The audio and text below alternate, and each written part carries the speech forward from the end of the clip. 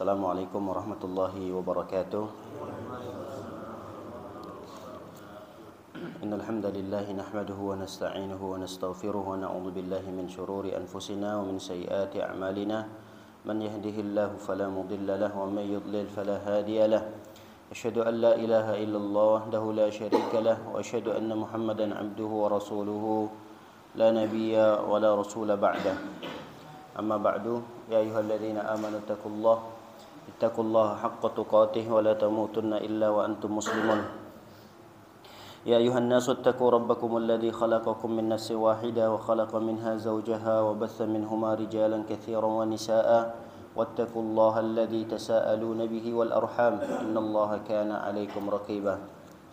Ya ayyuhalladzina amanu ittaqullaha wa qulu qawlan sadida yuslih lakum a'malakum wa yaghfir lakum dhunubakum wa may yuti'illaha wa rasulahu faqad faza fawzan 'azima. Wa ba'du, ma'asyiral muslimin, jamaah salat subuh yang semoga selalu dalam lindungan dan penjagaan Allah Subhanahu wa taala. Bersyukur kita kepada Allah atas segala nikmat yang telah diberikan kepada kita sampai detik ini. Alhamdulillah kita bisa berkumpul di salah satu rumah Allah yang kita cintai ini dalam rangka menunaikan kewajiban kita sebagai hambanya. Semoga apa yang kita lakukan pada pagi yang berbahagia ini menjadi pemberat timbangan amal soleh kita kelak pada hari kiamat. Salawat beserta salam semoga selalu tercurahkan untuk Nabi kita tercinta, Nabi Muhammad sallallahu alaihi wasallam. Kita memohon kepada Allah semoga kita termasuk umat beliau yang mendapatkan syafaatnya kelak pada hari kiamat. Para hadirin yang dimuliakan oleh Allah SWT, melanjutkan kajian kita pada pagi yang hujan ini ya. Memang pagi di mana enaknya kita narik selimut. Masya Allah, alhamdulillah ada uzur bagi kita sebenarnya untuk tidak ke masjid, tapi antum masih menyempatkan diri untuk bisa duduk dan bersimpu di hadapan Allah Subhanahu wa taala. Semoga apa yang kita usahakan pada pagi hari ini bernilai ibadah dan diterima di sisi Allah Subhanahu wa taala. Melanjutkan kajian kita pada pembahasan kitab Ar-Rahiqul Makhtum, di mana pada pertemuan yang lalu kita telah menyelesaikan beberapa peristiwa-peristiwa yang terjadi di peperangan Badar. Sampailah pada poin di mana penulis menjelaskan tentang berapa korban jiwa dari kaum muslimin gugur di peperangan Badar ini dan berapa pula jumlah dari pasukan orang-orang kafir yang gugur di medan perang ini. Dari kubu kaum muslimin berjumlah kurang lebih 14 orang yang wafat mati syahid di peperangan ini. Ada 6 dari kalangan muhajirin, 8 dari kalangan ansar. Adapun dari kubu kaum musyrikin sekitar 70 orang yang mereka tewas dalam peperangan ini. Sebahagian besarnya adalah para pembesar-pembesar, para tokoh-tokoh dari kafir Quraisy, dan 70 orang yang lainnya menjadi tawanan yang dibawa oleh kaum muslimin nantinya di Madinah. Baik, ada satu peristiwa yang dilihat langsung oleh para sahabat, di antaranya adalah Umar bin Khattab, di mana Rasul sallallahu alaihi wasallam ketika itu mengajak bicara orang-orang kafir yang tewas, yang wafat di medan perang tersebut.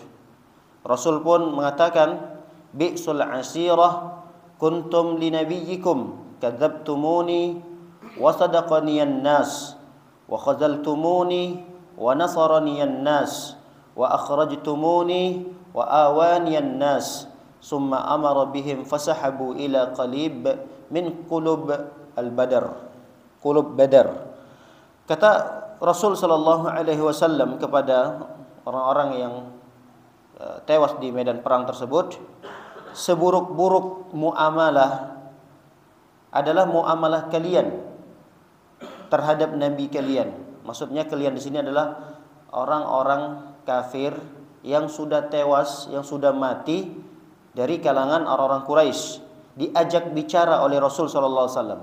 Kalian ini yang sudah mati-mati ini, dulu kalian adalah orang yang paling buruk di dalam bermuamalah denganku. Kadzabtumuni, kalian telah mendustakanku, di mana manusia membenarkanku. Wa khadzaltumuni, dan kalian ingin menghancurkanku, mengintimidasiku, menghinaku, mencaciku, sedangkan sebahagian manusia yang lainnya menolongku. Wa akhrajtumuni, dan kalian mengusirku. Rasul sallallahu diusir dari Mekah, sedangkan sebahagian manusia ada yang menerima dan membawa Rasul sallallahu alaihi wasallam ke Madinah. Nah, lalu kemudian Rasul sallallahu alaihi wasallam pun memerintahkan para sahabat untuk melemparkan jasad-jasad tersebut di dalam sumur. Ada sumur di Badar itu. Disitulah jasad-jasad orang kafir Quraisy dimasukkan kemudian dikubur oleh kaum muslimin. Baik, dalam riwayat yang lain Rasul sallallahu alaihi wasallam malah menyebutkan satu persatu nama-namanya. Rasul mengatakan ya fulan bin fulan, dipanggil oleh Rasulullah. Ya fulan bin fulan, ayusurrukum annakum ata'tumullah wa rasulah. Apa yang sekarang kalian rasakan? Apakah kalian mendapatkan kebahagiaan tatkala kalian mentaati Allah dan mentaati Rasul? Fa inna qad wajadna ma wa'ada rabbuna haqqan, fa hal wajadtum ma wa'ada rabbukum haqqan. Kami telah mendapatkan apa yang telah dijanjikan oleh Tuhan kami. Apakah kalian mendapatkan apa yang dijanjikan oleh Tuhan kalian benar? Umar pun ketika itu mendengar Rasul sallallahu memanggil satu persatu, Umar bertanya, "Ya Rasulullah, ma takallama min ajsadin la arwaha laha?" Bagaimana mungkin engkau bisa berbicara dengan jasad-jasad yang sudah tidak ada ruhnya ya Rasulullah? Lalu Nabi pun berkata, qala Nabi SAW, walladhi nafsi Muhammadin biyadi, demi yang jiwa Nabi Muhammad ada di tangannya, ma antum bi asma' lima akul minhum, wa fi riwayatin ma antum bi asma' minhum walakin la yujibun. Kata Rasul SAW, ma antum bi asma', kalian itu tidak lebih mendengar dibandingkan apa yang aku katakan daripada mereka ini. Maksudnya orang yang sudah meninggal dunia ini yang aku ajak bicara, mereka itu lebih mendengar daripada kalian. Dalam riwayat yang lain, ma antum bi asma' minhum, kalian itu tidak lebih mendengar daripada mereka, walakin la yujibun, hanya saja mereka yang sudah meninggal itu tidak bisa menjawab. Ini kata para ulama kekhususan yang dimiliki oleh Rasul sallallahu alaihi wasallam. Jadi riwayat ini tidak bisa dijadikan dasar bagi mereka-mereka yang mengatakan orang yang meninggal dunia itu bisa mendengar, orang yang meninggal dunia itu bisa diajak bicara. Bahkan ada sebagian kaum muslimin, orang yang sudah meninggal itu boleh kita berdoa di sana. Ada kan ya sebagian kaum muslimin yang mereka datang ke kuburan fulan, kiai fulan, wali fulan atau siapalah, datang ke sana berdoa minta kepada orang yang meninggal dunia. Nah, ini tidak dibenarkan. Dasar dalilnya apa? Ini Rasul SAW mengajak mereka bicara, orang yang sudah meninggal dunia. Berarti orang yang meninggal dunia masih bisa diajak bicara, masih bisa kita minta kepadanya. Dia bisa mendengar apa yang kita ucapkan, dia bisa mendengar apa yang kita mohonkan. Nah, dalil ini tidak bisa dijadikan argumentasi mengatakan bahwa kita boleh meminta di sana. Terus ini apakah berlaku umum? Kata para ulama tidak. Apa yang dilakukan oleh Rasulullah SAW ini hanya khusus bagi Rasulullah. Di saat itu Rasul SAW diberikan kemampuan untuk berbicara, dan di saat itu bisa jadi ruh-ruhnya orang-orang kafir dikembalikan lagi oleh Allah Subhanahu Wa Taala. Karena memang di dalam riwayat, dalam peristiwa pencabutan nyawa dalam hadis Barra bin Azib itu kan diceritakan oleh Rasulullah SAW panjang lebar tentang proses kematian orang-orang yang beriman dan proses kematian orang-orang kafir. Itu hadisnya panjang sekali. Tapi pada intinya ketika selesai proses tersebut, pemisahan antara ruh dengan jasad, ruh ini kan dibawa menghadap kepada Allah. Dikafani ruh tersebut, kalau dia seorang mukmin, dikafani dengan kain kafan yang terbuat dari surga, kemudian dibaluri dengan parfum yang wangi, dibawa menghadap Allah Subhanahu wa taala, lalu kemudian Allah mengatakan, kembalikan ruhnya ke jasad. Begitu juga dengan orang kafir. Orang kafir ketika dipisahkan antara ruh dengan jasadnya, langsung diterima oleh para malaikat-malaikat, lalu kemudian dibungkus dengan kafan yang terbuat dari api neraka, baunya sangat busuk, dibawa oleh malaikat menuju langit, ingin dihadapkan kepada Allah. Allah tidak terima, pintu langit tidak menerimanya. Lalu kemudian Allah perintahkan, kembalikan ruhnya kepada jasadnya ini. Baru kemudian proses pertanyaan malaikat terhadap orang yang meninggal dunia itu di alam barzakh. Artinya ruh seseorang dikembalikan lagi di alam barzakh, sehingga dia akan dipertanyakan, dia akan mempertanggungjawabkan terhadap apa yang dia perbuat di dunia ini. Tidak banyak pertanyaan Allah di alam barzakh. Yang pertama, man rabbuka wa man nabiyyuka wa ma dinuka. Tidak banyak pertanyaannya. Tapi jangan mengira bahwa pertanyaan-pertanyaan 3 atau 4 pertanyaan ini mudah untuk dijawab. Mungkin saat ini kita bisa hafal.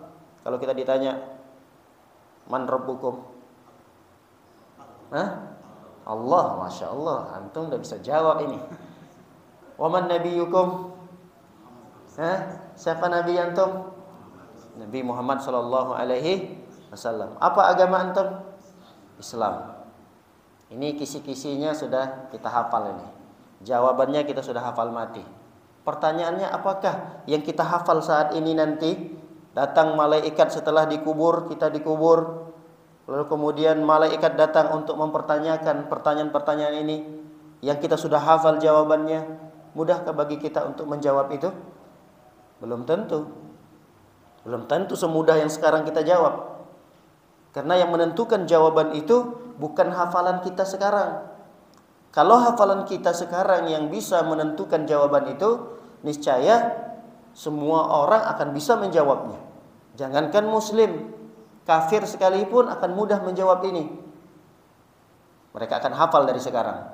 Nanti kalau kalian meninggal dunia, apalagi sekarang ini kan ada sebagian kaum muslimin yang mengajarkan orang yang sudah meninggal dunia. Pernah melihat kondisi itu? Saya ada beberapa kali melihat, kita mengantarkan jenazah ke kuburan, sehabis selesai pemakaman, ada seorang tokoh atau seorang ustadz duduk dekat kepalanya orang yang sudah dikuburkan, dan dia berpesan, kalau nanti datang malaikat, jangan takut, dia juga makhluk Allah. Masya Allah, ini hebat ini. Enggak usah takut, dia sama seperti kamu juga. Malaikat yang datang itu adalah makhluk Allah. Nanti dia akan bertanya, siapa Tuhanmu? Jawab, Allah. Siapa nabimu? Jawab, Muhammad sallallahu alaihi wasallam. Apa agamamu? Jawab, Islam. Kemudian apa kitab yang menjadi pedomanmu? Al-Quran. Nah, itu saja jawab, gampang. Tidak semudah itu. Tidak semudah itu. Oleh karenanya, para hadirin dimuliakan oleh Allah Subhanahu wa taala, di sini Nabi Muhammad sallallahu alaihi wasallam mengajak bicara orang-orang kafir, dan ini adalah kekhususan yang dimiliki oleh Nabi sallallahu alaihi wasallam. Makanya tidak ada riwayat-riwayat yang lain yang menceritakan setelah meninggalnya Nabi itu kan berlanjut peperangan. Berlanjut, Abu Bakar, banyak peperangan-peperangan yang terjadi di zaman Abu Bakar. Bahkan peperangan yang terbesar di zaman Abu Bakar adalah Abu Bakar memerangi orang-orang yang murtad setelah meninggal Nabi. Masya Allah, banyak sekali orang-orang yang tadinya Islam kembali kepada agama nenek moyang mereka, kembali murtad. Bahkan ada di antara mereka yang sudah tidak mengimani untuk mengeluarkan zakat, diperangi oleh Abu Bakar. Banyak di antara mereka yang wafat. Abu Bakar tidak mengumpulkan mereka-mereka, lalu kemudian Abu Bakar mengajak bicara kepada jenazah-jenazah itu. Tidak. Ini menunjukkan bahwa adalah kekhususan Nabi. Kekhususan Nabi sallallahu alaihi wasallam. Begitu juga di zaman Umar, banyak penaklukan-penaklukan di zaman Umar. Di masa kekhalifahan Umar ada dua kekuatan adidaya di saat itu. Ada Romawi, ada Persia. Ini adalah dua kerajaan besar. Romawi lebih kepada agama Nasrani, Persia adalah agama yang menyembah matahari, api. Ini dua kerajaan besar takluk di zaman Khalifah Umar bin Khattab. Apakah kemudian Umar bin Khattab ketika menang dalam suatu peperangan, Umar mengumpulkan pembesar-pembesarnya, kemudian diajak bicara oleh Umar? Tidak ada riwayat itu. Ini hanya riwayat khusus bagi Nabi sallallahu alaihi wasallam.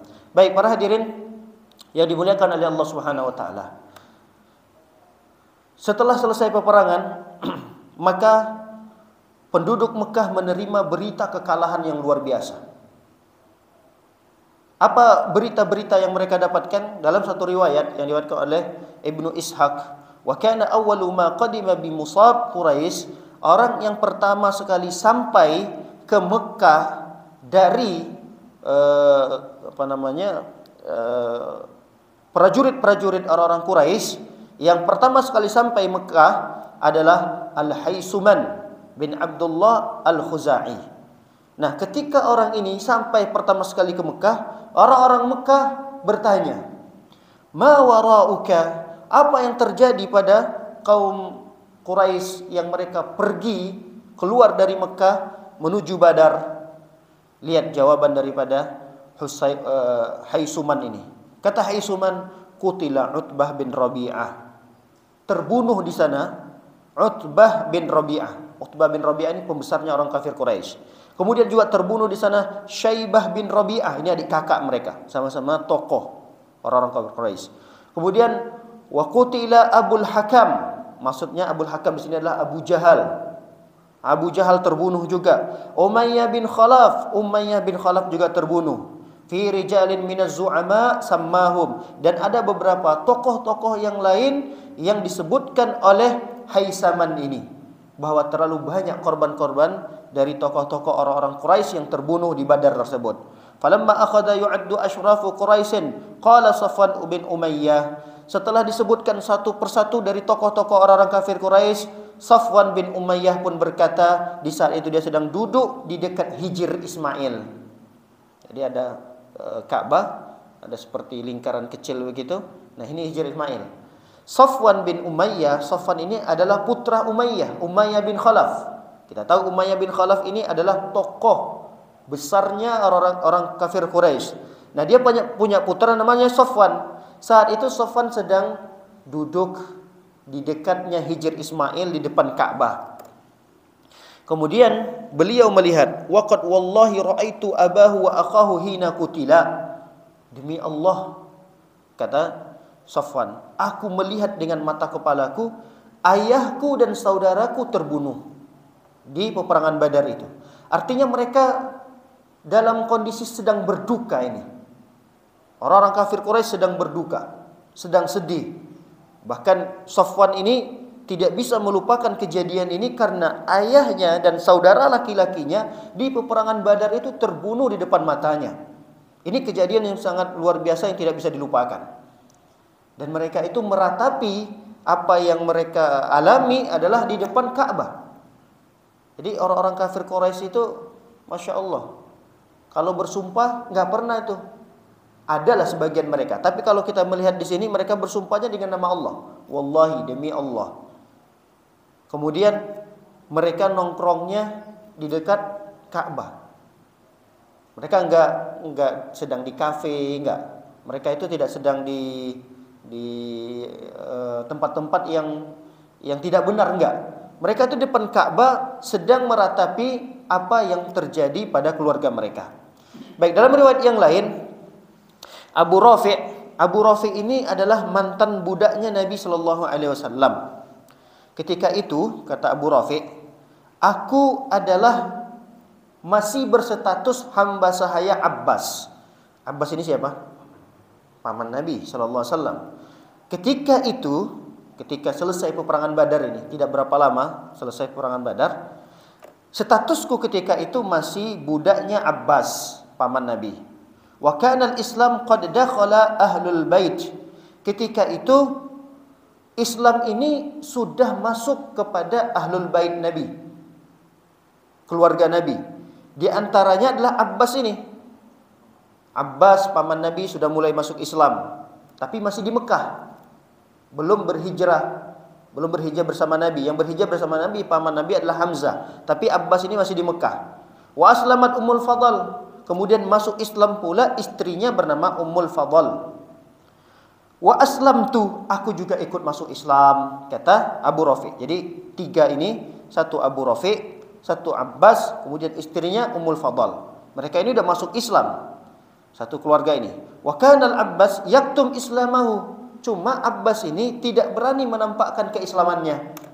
Dia masih menyembunyikan keislamannya. Jadi orang-orang Mekah masih mengira Abbas ini berada di agama nenek moyang mereka. Karena ini kejadiannya masih di Mekah.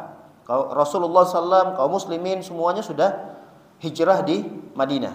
Wa kana Abu Lahab. Nah, Abu Lahab ini siapa lagi nih? Paman Nabi lagi.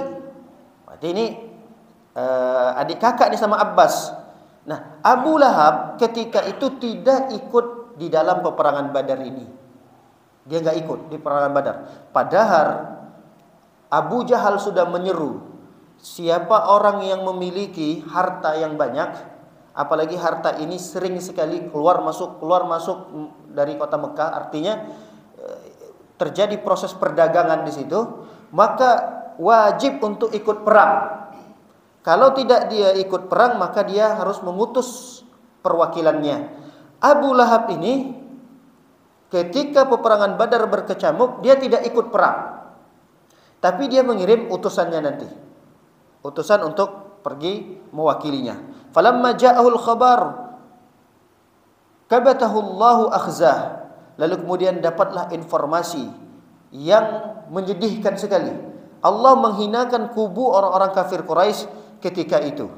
Wajada fi anfusina quwwatan wa izzan, dan kami sekeluarga mendapati diri kami dalam kondisi mulia dan kuat sekali ketika itu mendengarkan informasi bahwa orang-orang kafir Quraisy kalah dalam peperangan Badar ini. Kemudian wa anhatuha fi hujrah Zamzam.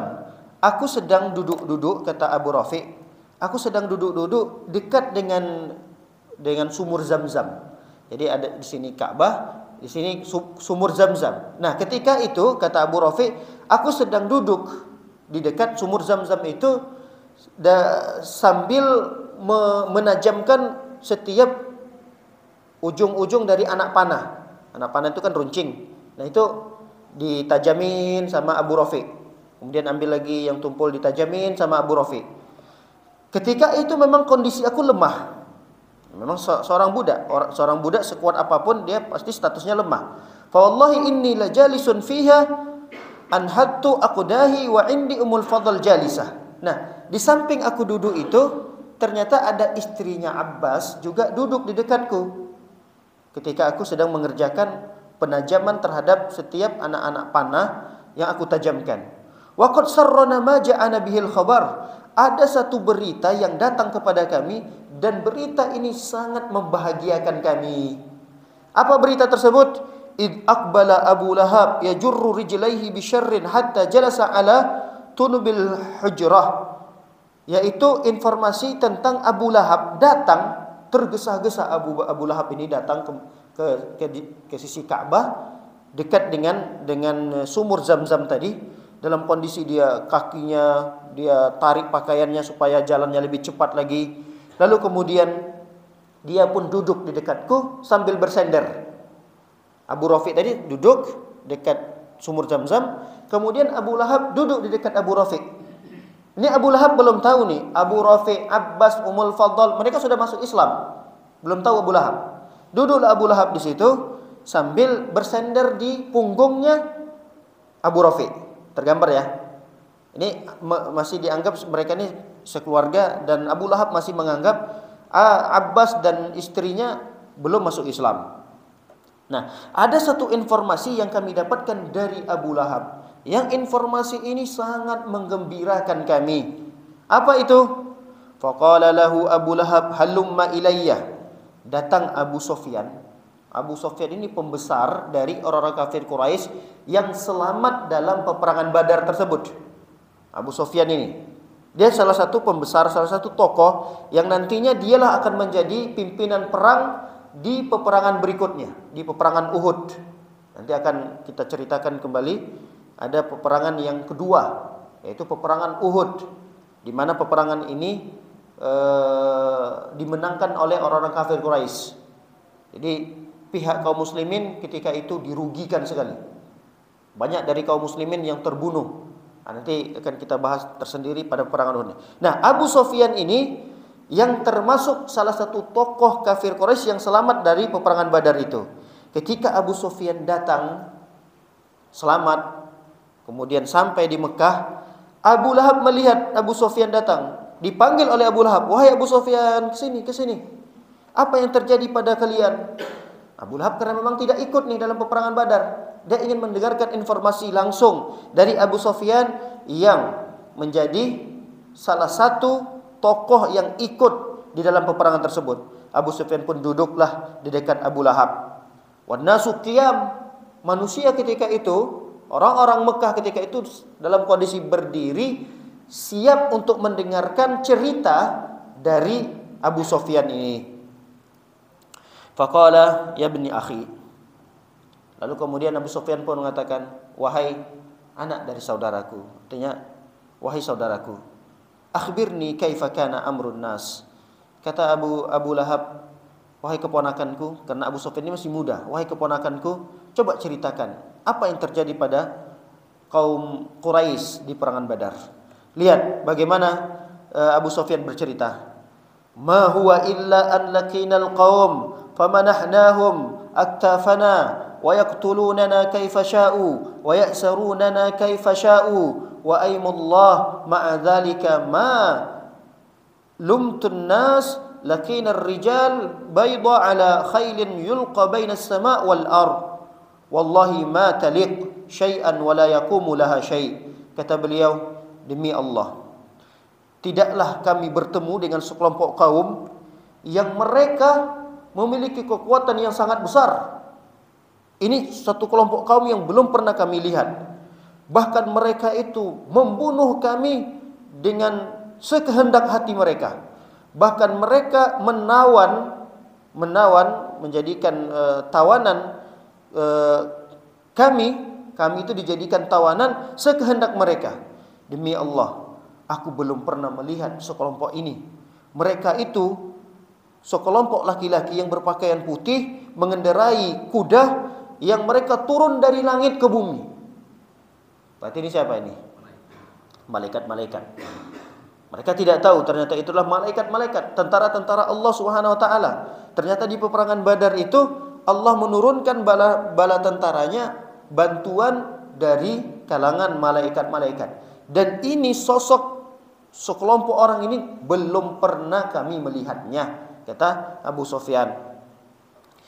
Kemudian dalam riwayat yang lain, Abu Rafi', ini masih cerita tentang Abu Rafi'. Abu Rafi' tadi adalah hamba sahaya daripada Abbas. Nah, langsung komentar Abu Rafi' ketika itu dalam dirinya mengatakan, "Tilka wallahil malaikah." Yang dimaksud oleh Abu Sufyan itu demi Allah adalah para malaikat. Faqala rafa Abu Lahab yadahu. Ketika itu Abu Lahab mengangkat tangannya dan memukul wajahku dengan pukulan yang begitu keras. Kenapa? Karena Abu Rafi ini mengatakan mengomentari cerita daripada Abu Sufyan tadi. Apa cerita Abu Sufyan? Abu Sufyan tadi menceritakan ada sekelompok orang yang tidak pernah aku melihatnya, kekuatannya begitu hebat, mengendarai kuda begitu kencang, pakaiannya putih dan seterusnya. Lalu apa kata Abu Rafi? "Demi Allah, yang kamu ceritakan itu pasti malaikat." Mendengar itu, Abu Lahab langsung menampar wajahnya Abu Rafi dengan tamparan yang begitu kencang. Ini diceritakan oleh Abu Rafi. "Aku ditampar oleh Abu Lahab setelah aku mengatakan itu dengan tamparan yang begitu kencang. Fasawartuhu fahtamalani fadaraba bi al-ard." Aku mencoba untuk melawan, tapi karena beliau ini lemah, Tadi kan sudah kita ceritakan, beliau ini lemah. Aku coba untuk melawan, tapi Abu Jahal ini kuat. Dia ambil aku katanya. Lalu kemudian dia banting ke bumi. Kalau kita di smackdown. Ini Abu Rafiq di smackdown oleh Abu Jahal. Abu Jahal ini memang Masya Allah kuat. Orangnya memang kuat. Abbas, Hamzah, Rasul Sallallahu Alaihi Wasallam. Ini satu keluarga hebat-hebat. Nah ketika itu aku mau mencoba melawan, karena dia mukul aku lawan. Tapi karena aku lemah, aku ditarik sama Abu Lahab, lalu kemudian diangkat dan dibanting ke bumi. Kata Abu Rafiq. Setelah itu, summa baraka alayya yadribuni. Setelah aku dibanting, dia naik di atas diriku, mungkin diinjak dadanya, diinjak lehernya, lalu kemudian dengan sepuasnya dia memukulku. Fakuntu rajulan dha'ifan faqamat Ummul Fadl ila amudi min umudil hajarah fa akhadhathu fadarabathu bihi darbatan fala'alat. Kemudian datanglah Ummu Fadl. Ummu Fadl tadi ini siapa? Istrinya Abbas. Dia berhak untuk membela karena inilah budaknya. Ini bukan budak Abu Lahab. Kalau ini adalah Abu Rafi, ini budaknya Abu Lahab, mungkin Ummul Fadl, Abbas akan membiarkan. Biarkan saja orang budaknya sendiri. Ini adalah budaknya Abbas, budaknya Ummul Fadl. Ketika Ummul Fadl melihat budaknya dipukul habis-habisan seperti itu, Ummul Fadl pun tidak terima. Ketika itu Ummul Fadl mengambil sesuatu, mengatakan panah, ada yang mengatakan tombak yang memiliki ulu panjang gitu, pegangan yang panjang. Sesuatu itu dipukulkan oleh Ummu Fadl ke kepalanya Abu Lahab dengan pukulan begitu kencang. Mungkin kalau kita ngambil ada sesuatu, diambil oleh Ummu Fadl, dia lihat budaknya dipukul habis-habisan seperti itu, Ummu Fadl tidak terima. Diambil sesuatu, dipukul oleh Ummu Fadl di kepalanya Abu Lahab tadi. Seketika itu kepala Abu Lahab pecah, berdarah, keluar darah, terluka, dan luka pada kepala Abu Lahab sangat besar. Faqalat istad'aftahu an ghaba anhu sayyiduhu. Kamu berani kepada hamba sahaya ini, dia dalam kondisi lemah, sedangkan tuannya sedang tidak ada. Maksudnya Abbas di saat itu memang tidak ada. Abbas sedang tidak ada. Kamu berani kepada hamba sahaya yang sedang lemah, yang dimiliki oleh tuannya, padahal tuannya sedang tidak ada. Faqama muwaliyan dzalilan. Akhirnya Abu Lahab ini meninggalkan Abu Rafiq tadi, meninggalkan Ummul Fadl dalam kondisi dia malu, terhina. Berdiri dia, kemudian dia pergi. Fa wallahi ma asha illa sab'a layalin hatta ramahu Allah bil adasah. Ternyata 7 hari berikutnya Abu Lahab ini meninggal dunia. Jadi sisa harinya cuma tinggal 7 hari dari peristiwa tadi ini. Ternyata dia tidak lama kemudian menyusul teman-temannya yang sudah mati di perang Badar. Ini Abu Lahab. Kenapa Abu Lahab? Bagaimana matinya Abu Lahab? Abu Lahab mati setelah dipukul oleh Ummu Fadl tadi. Ternyata itu berdarah. Berdarah, wallahu a'lam bishawab. Lalu kemudian dalam 7 hari berikutnya meninggal dunia. Nah, apa yang menyebabkan beliau meninggal dunia? Allah menimpakan kepada Abu Lahab ini penyakit namanya al-adasah. Apa itu al-adasah? Al-adasah itu adalah seperti luka-luka, tapi luka-lukanya itu menanah. Jadi menjalar kemana-mana. Tadi lukanya di kepala, mungkin dari luka itu pergi ke tangan, kemudian ke kaki, ke badan. Dan lukanya itu mengeluarkan nanah-nanah yang bau busuk. Busuk badannya Abu Lahab tadi ini. Anda sudah pernah mendengarkan cerita ini? Tentang kematian Abu Lahab ini? Kan di dalam Al-Quran diceritakan oleh Allah kan ya. Tabbat yada Abi Lahabin wa tab. Nah, ini tentang Abu Lahab ini. Nah, Abu Lahab ini ditimpakan oleh Allah satu penyakit yang menghinakan. Jadi keluar dari tubuhnya Abu Lahab ini seperti kudis-kudis, luka-luka yang bernanah, namanya al-adasah.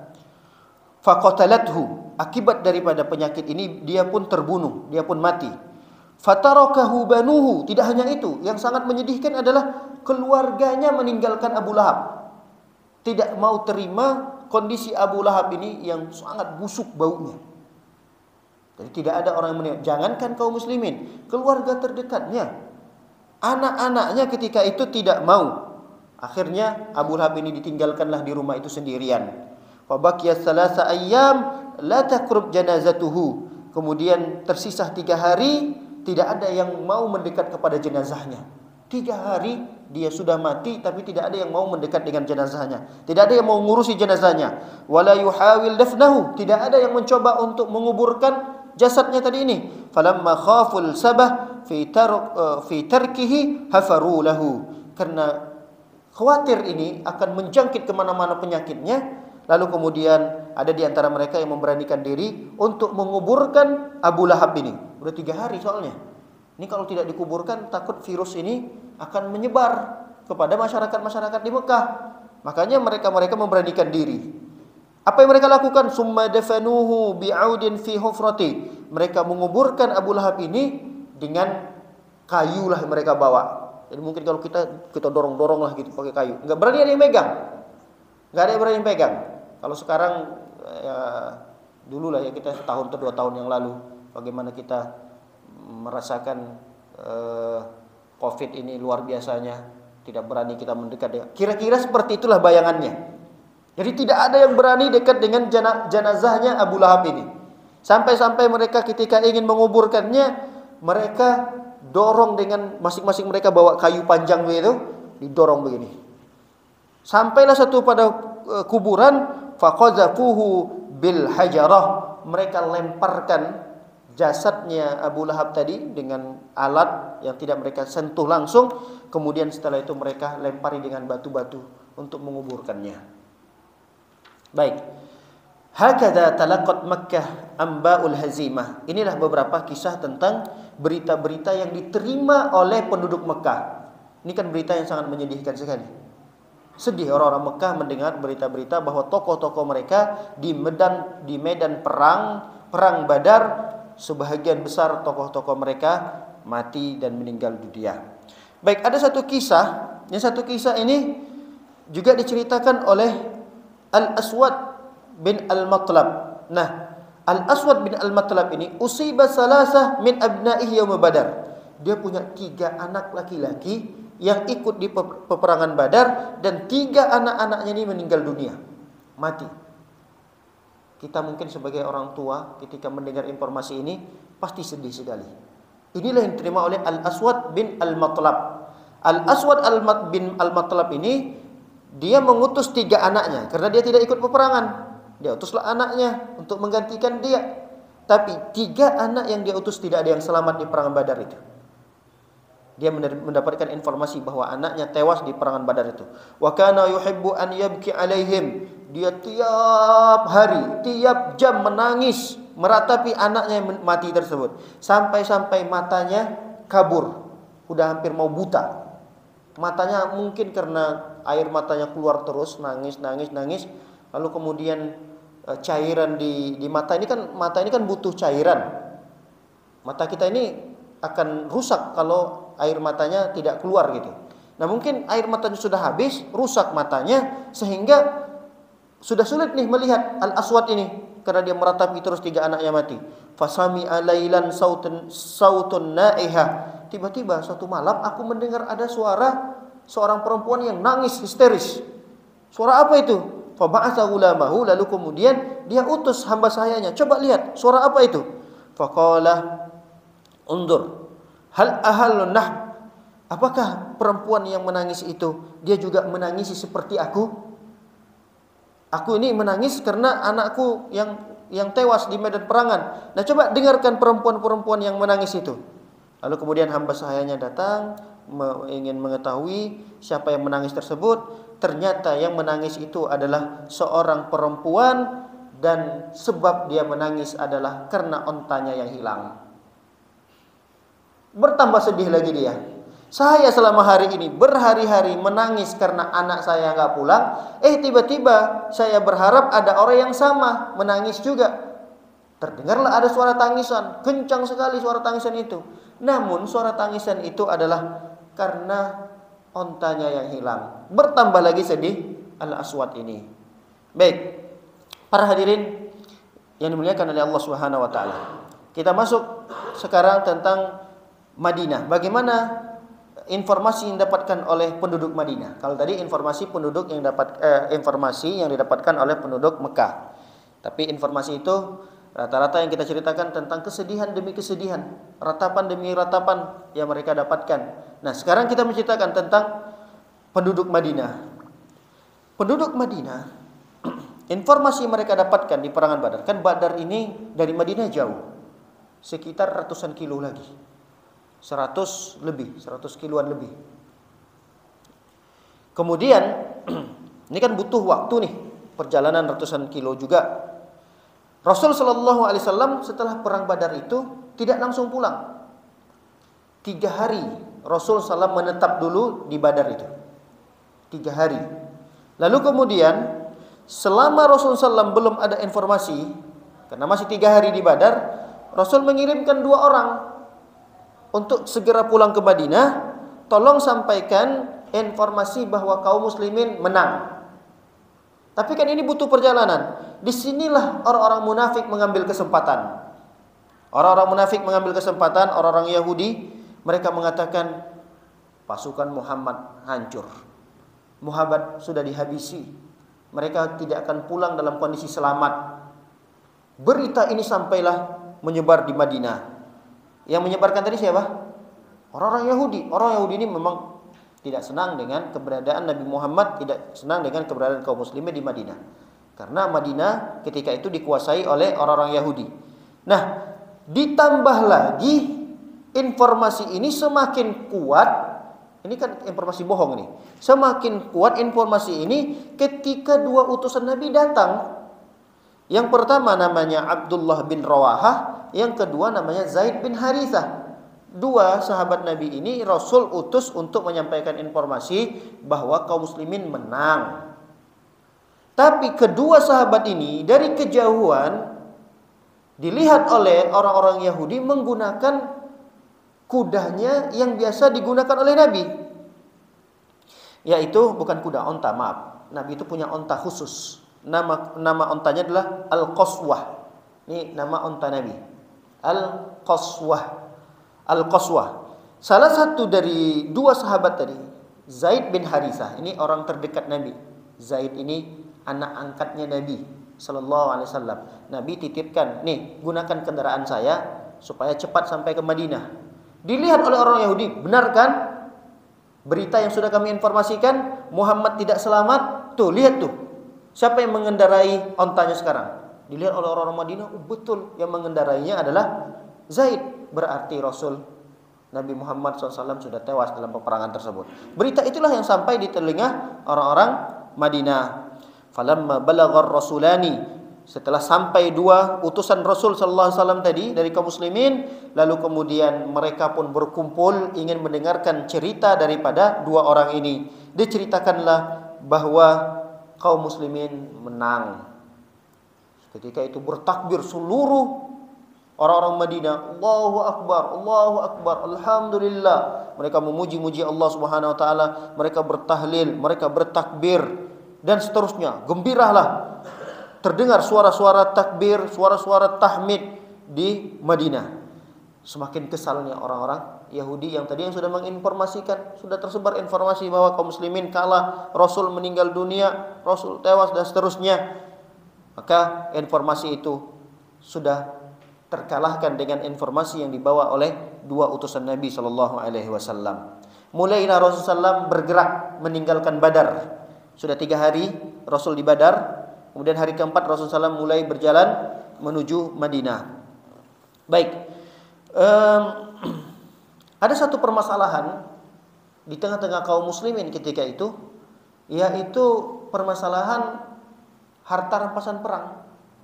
Karena ayatnya belum turun, wahyu belum turun tentang cara pembagian harta rampasan perang, akhirnya ada 2 kubu dari kaum muslimin saling berebut. Satu kubu, satu kelompok kaum muslimin mengatakan kami yang lebih berhak terhadap harta rampasan perang ini. Kata kubu kaum muslimin yang lainnya mengatakan enggak, kami yang lebih berhak. Siapa 2 kubu tersebut? 2 kubu itu adalah satu kubu yang mereka mengklaim kami yang berhak untuk mendapatkan harta rampasan perang ini karena kami yang memerangi dan mengusir sebahagian besar orang-orang kafir Quraisy. Kan sudah banyak nih yang meninggal dari kafir Quraisy tadi. Ketika dia lihat kondisinya sudah kacau begini, akhirnya mereka mundur, lari, pulang ke Mekah. Tentu ketika mereka lari kan panik nih. Harta-harta mereka tinggalkan. Nah, kami satu kelompok kaum muslimin tadi, kami mengejar mereka. Nah, akibat daripada mereka lari terbirit-birit ketakutan, mereka meninggalkan harta-harta mereka, berarti kami dong yang berhak mendapatkan harta rampasan ini, karena kami yang berjasa di sini. Satu kubu kaum muslimin lagi mengatakan enggak, kami dong yang berhak, karena kami yang ngumpulin. Kami yang ngumpulin, kami kumpulin, kami ambil. Nah, kami yang berhak. Rasul melihat dua kubu seperti ini bingung karena belum ada wahyu yang turun tentang penjelasan apa yang harus dilakukan terhadap harta rampasan perang ini. Kalau tidak diselesaikan oleh Rasulullah, mungkin ini menjadi sengketa ini. Lalu kemudian tidak berapa lama turunlah firman Allah Subhanahu wa taala yaitu surah Al-Anfal. Di ayat pertama sampai seterusnya Allah menceritakan tentang bagaimana cara pembagian harta rampasan perang. Intinya harta rampasan perang itu 1/5-nya diambil dulu, itu buat Rasulullah. 1/5-nya. Nah, sisanya baru kemudian Rasul akan bagi-bagikan kepada seluruh yang ikut berperang dan kepada orang yang tidak berperang karena uzur. Baik, para hadirin dimuliakan oleh Allah Subhanahu wa taala. Rasul pun mengangkat ketua panitia pembagian harta rampasan perang itu. Namanya Abdullah bin Ka'ab. Beliau ini pintar dalam matematika, mungkin begitulah. Sehingga Rasulullah SAW mengangkat beliau sebagai ketua panitia untuk membagi-bagikan secara adil kepada pasukan yang ikut berperang ketika itu. Nah, di perjalanan menuju Madinah ini kan jauh perjalanannya, ratusan kilo tadi yang sudah kita ceritakan. Rasul sallallahu alaihi wasallam memerintahkan untuk membunuh Nadhr bin Al-Haris. Salah satu dari tawanan perang itu ada namanya An-Nadhr bin Al-Haris. Diperintahkan oleh Nabi SAW untuk membunuhnya. Kenapa? Karena Nadhr bin Al-Haris ini adalah salah satu orang kafir Quraisy yang membawa bendera peperangan. Jadi dia sebagai tokoh, sebagai penjahat perangnya. Ini sangat jahat sekali. Wa kana min akabir mujrimi Quraisy. Dan An-Nadhr bin Al-Harith ini adalah tokoh besar yang dulu menyakiti, menyiksa, membunuh kaum muslimin. Inilah An-Nadhr ini. Wa min asyaddan nasi qaidan lil Islam wa idza'il Rasul. Bahkan permusuhannya terhadap kaum muslimin sangat besar sekali, bahkan dia menghina, mencaci, menyakiti Nabi sallallahu alaihi wasallam. Lalu kemudian yang mengeksekusi Nadhr ini adalah Ali bin Abi Thalib. Ali bin Abi Thalib yang mengeksekusinya. Kemudian ada juga tawanan perang yang bernama Uqbah bin Abi Mu'ayth. Ini juga diperintahkan untuk dibunuh oleh Rasul sallallahu alaihi wasallam. Di saat perjalanan pulang ke Madinah nih. Jadi ada beberapa tawanan yang Rasul SAW bawa ke Madinah, ada beberapa tawanan yang Rasul SAW eksekusi di tengah jalan karena melihat kebusukan-kebusukan yang pernah dilakukan oleh mereka kepada kaum muslimin ketika itu. Baik. Wufud at-tahni'ah. Mulailah sampai kaum muslimin ke Madinah. Utusan para penyambut itu datang untuk menyambut Rasul sallallahu alaihi wasallam, kehadiran Nabi sallallahu alaihi wasallam. Kemudian ada beberapa sahabat ketika itu yang tidak ikut di peperangan Badar ini minta maaf. Rasul datang ke Madinah, sudah sampai ke Madinah, kumpul nih sahabat-sahabat yang lain. Ada di antara sahabat itu minta maaf ke Rasulullah. Nama sahabatnya Usaid bin Hudayr. Usaid datang kepada Rasulullah, ya Rasulullah, saya termasuk orang yang sangat senang mendengarkan informasi bahwa engkau selamat, kaum muslimin menang dalam peperangan ini. Alhamdulillah, kata beliau. Tapi mohon maaf ya Rasulullah, mohon maaf sekali, saya tidak bisa ikut ketika itu. Bukan karena saya tidak ikut itu saya takut kepada musuh, tidak. Saya ketika itu menyangka bahwa pertemuan ini tidak bertemu dengan musuh yang sebesar itu. Kita masih ingat kan ya sebab awal terjadinya perang Badar ini? Rasul kan tidak berniat untuk berperang. Rasul hanya berniat untuk menghalangi rombongan orang-orang kafir Quraisy yang sedang berdagang. Yang jumlahnya tidak banyak. Orang kafir Quraisy itu hanya mengutus 40 orang yang akan mendampingi Abu Sufyan di dalam perdagangannya. Jadi Abu Sufyan ini dari Mekah berdagang ke Syam. Madinah ada di tengah-tengah. Abu Sufyan ini setelah selesai perdagangannya tentu dia akan membawa harta yang banyak, keuntungan-keuntungan yang banyak. Ketika mereka pulang ke Syam, inilah Rasul ingin membalas dendam. Karena kaum muslimin terusir dari Mekah, kampung halamannya, Rasul dan kaum muslimin harta-hartanya diambil oleh orang kafir Quraisy. Wajar Rasul SAW ingin berbalas dendam dan mengambil harta orang-orang kafir Quraisy melalui perdagangan yang dibawa oleh Abu Sufyan ini.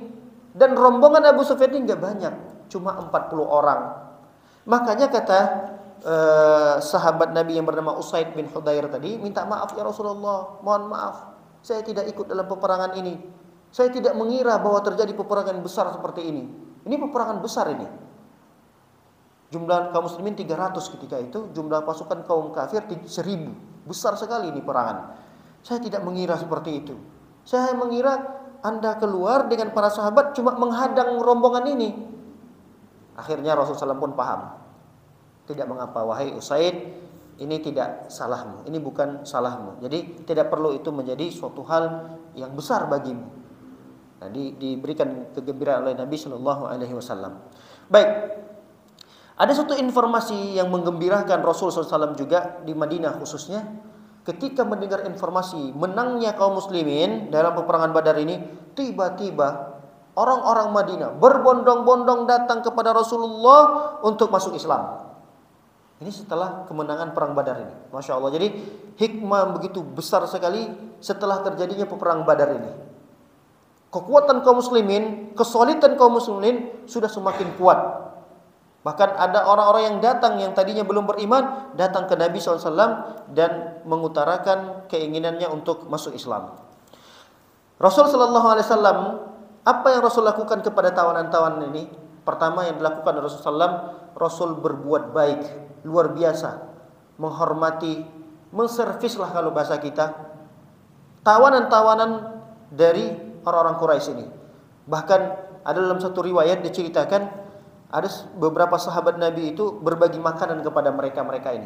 Tawanan perang yang 70 orang tadi, Rasulullah SAW berikan makanan, Rasul siapkan makanan-makanan buat mereka. Bahkan ada sebagian sahabat itu malah rela mereka tidak makan, yang penting tawan ini makan. Ini kan luar biasa nih akhlak kaum muslimin. Melihat akhlak kaum muslimin ini, sebagian besar dari tawanan-tawanan itu juga masuk Islam. Jadi mereka masuk Islam bukan karena dipaksa, tidak. Rasul tidak mengatakan milih mana, mati atau masuk Islam. Tidak ada kata-kata itu.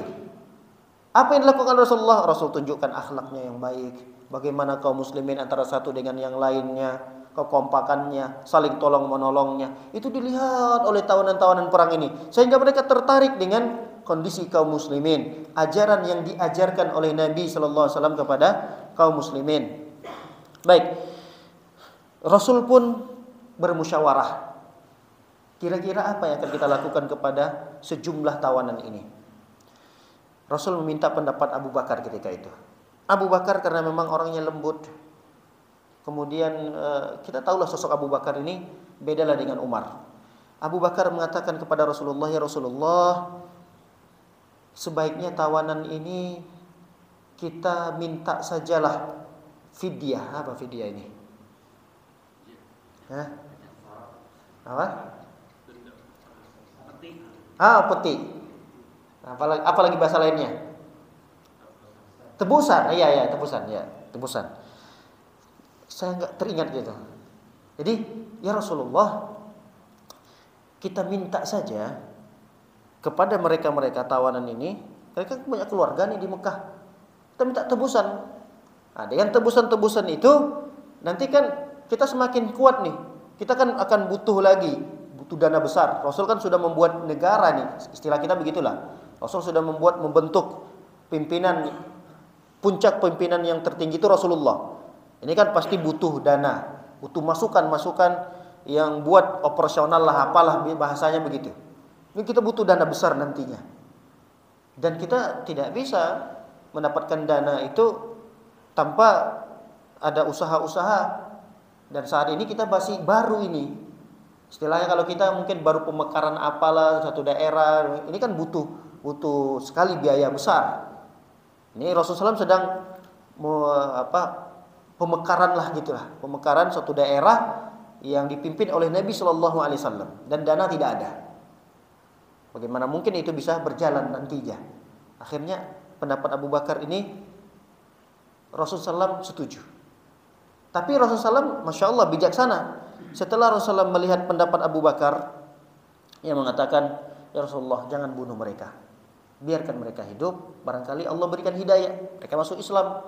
Dari sisi finansial kita kuat, kita dapat denda tadi, kita dapat tebusan. Kemudian mereka masuk Islam, tambah kuat lagi tentara-tentara kita. Lalu kemudian Rasulullah datang ke Umar bin Khattab. Rasul bertanya, wahai Umar, kira-kira apa pendapatmu terhadap tawanan-tawanan kita ini? Lihat, Umar bin Khattab, inilah jiwa Umar bin Khattab. Umar itu enggak ada basa-basi. Kata Umar bin Khattab, ya Rasulullah, ara ma ara Abu Bakar. Ya Rasulullah, aku tidak sependapat dengan Abu Bakar. Pendapatku berbeda. Walakin ara an tumakkinani min fulan qaribun li Umar fa adrib unuqahu. Pendapatku ya Rasulullah, engkau berikan kepadaku seorang tawanan yang tawanan itu adalah saudara dekatku. Aku akan penggal kepalanya. Maksud Umar apa? Semua tawanan ini bunuh saja. Ini pendapat Umar. Masya Allah, ini Umar luar biasa. Kemudian tumakkin Aliyan min Aqil bin Abi Thalib.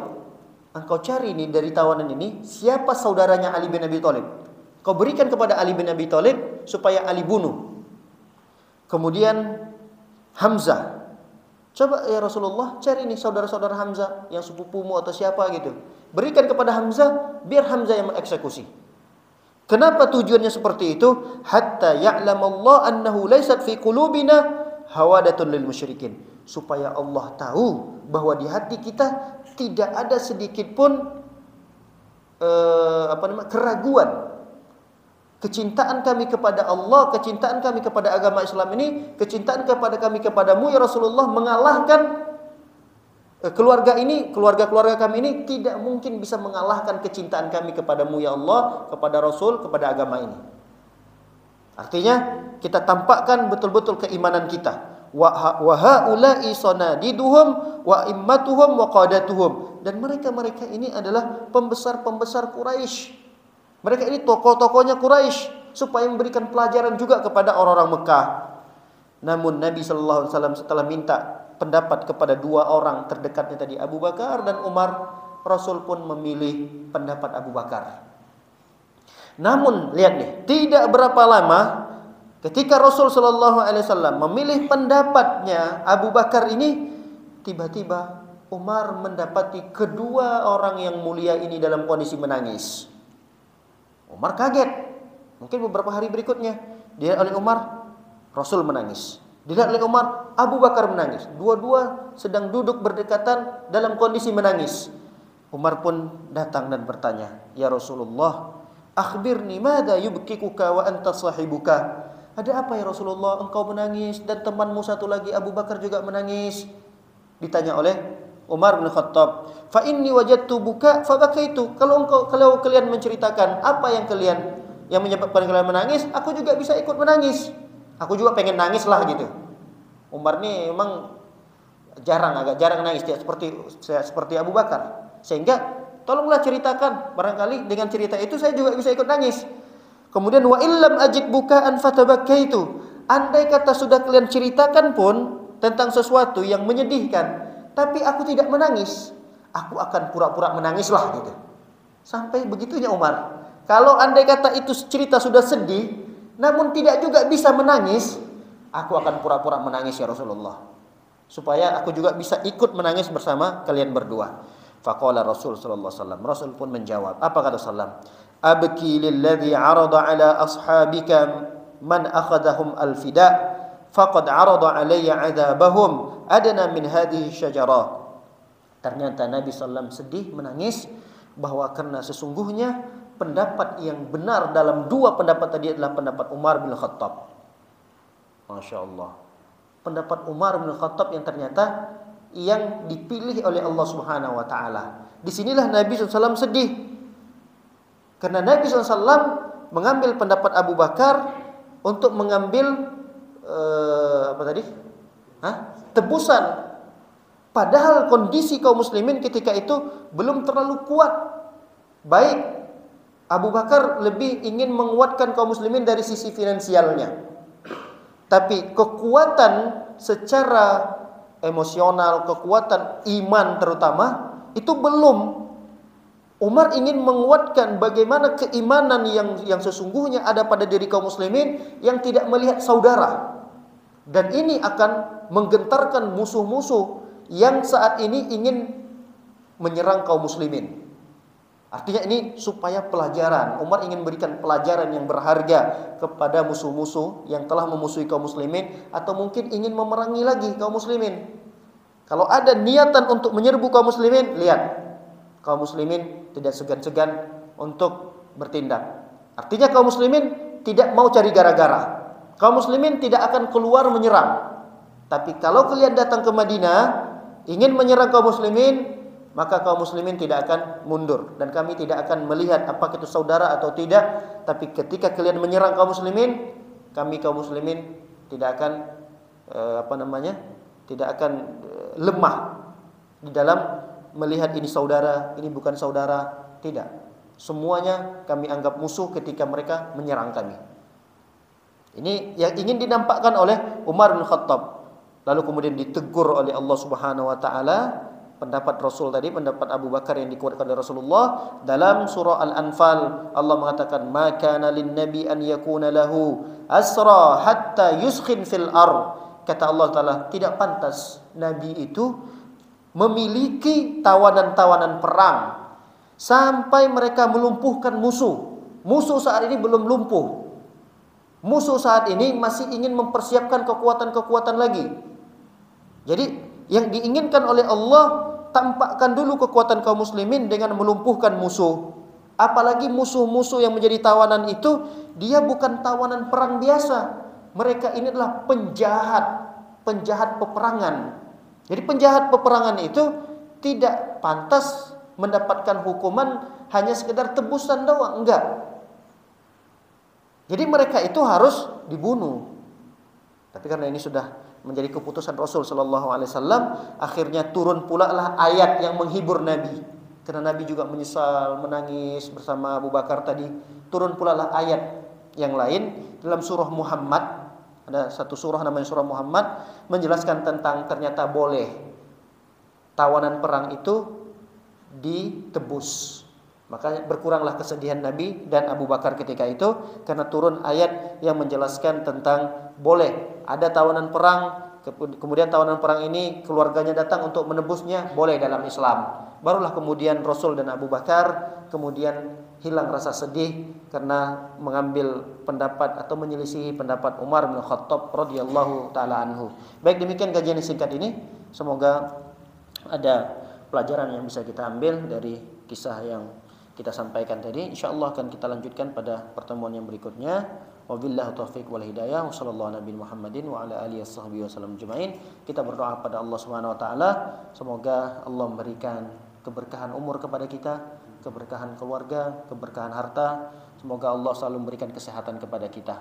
Kita berdoa kepada Allah dengan nama-namanya yang indah, dengan sifat-sifatnya yang mulia. Semoga saudara-saudara kita dari kaum muslimin yang meninggal dunia dalam musibah gempa di Turki, Suriah, bagi mereka yang meninggal dunia semoga tertulis mereka mendapatkan mati syahid di sisi Allah Subhanahu wa taala. Bagi korban-korban yang sedang luka, baik itu kaum muslimin maupun orang-orang kafirnya, semoga Allah memberikan kesembuhan yang segera kepada mereka, dan mudah-mudahan Allah memberikan ganti yang lebih baik dari harta-harta mereka yang saat ini hilang tertimbun oleh bangunan-bangunan yang runtuh. Amin ya rabbal alamin. Wa sallallahu bi Muhammadin wa ala alihi washabbihi wasallam ajmain. Subhanakallahumma bihamdika asyhadu an la ilaha illa anta astaghfiruka wa atubu ilaik. Assalamualaikum warahmatullahi wabarakatuh.